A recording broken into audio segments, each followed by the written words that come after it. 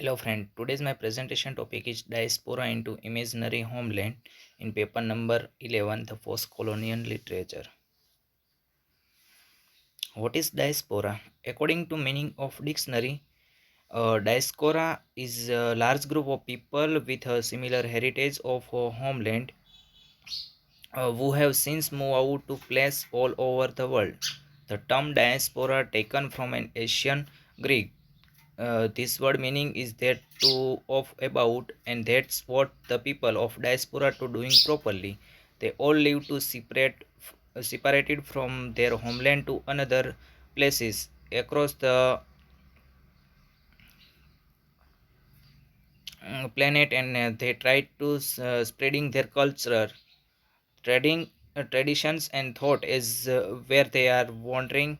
I am not say surely that, but reference of a religious book the Bible refer to the diaspora of Jew exiled from Israel by the Babylonian, but you know that nowadays the word is also used more generally to describe any large migration of refugees, languages, or cultural.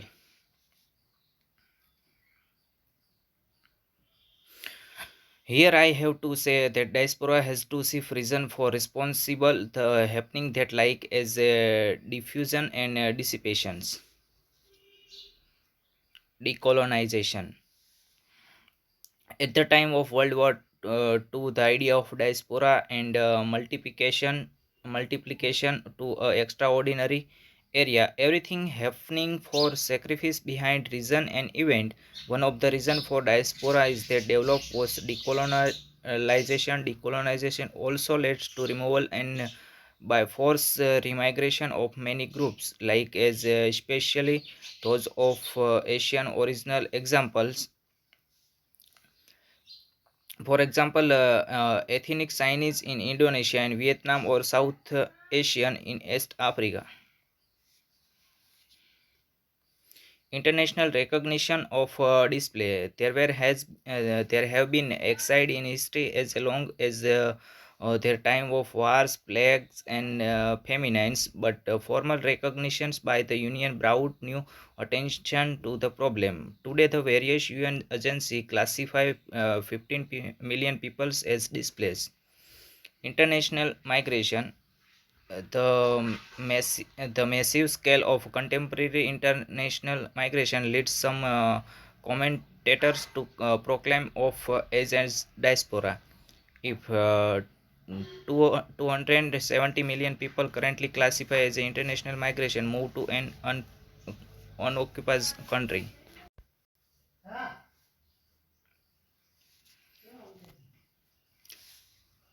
Salman Rushdie. Salman Rushdie, the Indian writing in English, Rushdie was most controversial writing among. He began his education life as a cathedral and John Connor School in Mumbai. Salman Rushdie was born in Bombay in 1947. He was sent to Ruby School in England. He produced his first novel, Grimace, at the time of his employment at the farm, and he was more famous for his another book, Midnight Children, which was win the Booker Prize in 1981. His book, published upon the title of Imaginary Homeland, which was one of the collection of his essay, was written by his between 1981 to 1992. The route of Imaginary Homelands is shown in the Indo-Anglican Seminar at London. Imaginary Homeland. This book almost divided into six parts, like as a Midnight Children, Poetic of India and Pakistan, Indo-Anglican literature, movie and television, experience of migration, Indian migration to Britain, theatre, plot of election, question of Palestine. In the first essay of Imaginary Homeland, Rust described as a description memories of past and present, because this essay opening with memory of an old photograph, but I can't say that whose was in photograph. We know that all things also connected with pastness, emotions, and specific events. Same happen here in the essay. He says that the past is foreign country, but through use of old photograph represent to turn around that thought clearly. He added that it was remind again him and that it was his present time that was foreign and here mention on past. It means that the lost his home and town or city which also connected with him. Maybe he felt suffering through lost these things. So here why was he remember all that kind of things? Because he missed a lot. He missed Bombay where he was born and playing on street. So that he has ambition or revisiting all past places, person, etc. When he wandering into his home, he found one document and a telephonic diary. There where he found his father's migration, who leads to him past and also present. So Salman Rushdie said with a certain prospectively that my India here use of word my, which used for saying oven tight relation to tell other. He almost said that my India has only one which I was, let us say, something willing to admit when I belong. Diaspora into homelands. We know about all Salman Rushdie's diasporic writings. So that type of clues what I can find out in his book, Imaginary Homeland. It reflected something feeling of belonging from somewhere. When we go away from specific place, then we realize that what is important of that place. There are some happening in relation often. Another thing is that when we feel unsecure our life, at that time we remember those things which we lost. Here Rushdi's life and experience represent through his essay his life covered with full of experience of marginalized, because when we stay at Bombay at that time he lived with marginalized group and society. Another thing is for happening that he belonging to Muslim family, then as Pakistani, and nowadays he is playing as a role of British Asian, so that he has not proper roots which he can declare in age of digital era, and Britain government who not give nationality of him as a membership of British. So he had not good experience as he wrote into essay New Empire within New Britain.